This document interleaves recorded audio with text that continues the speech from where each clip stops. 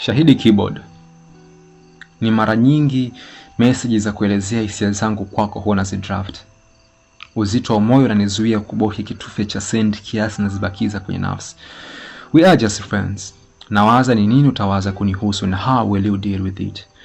Nguvu zinanishia na mwisho naishia kubofya backspace mpaka message na delete.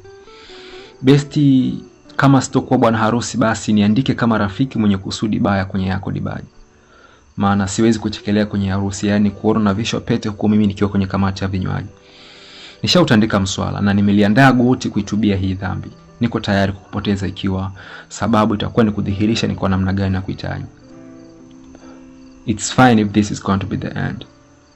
But at least you know that I need you more than just a friend.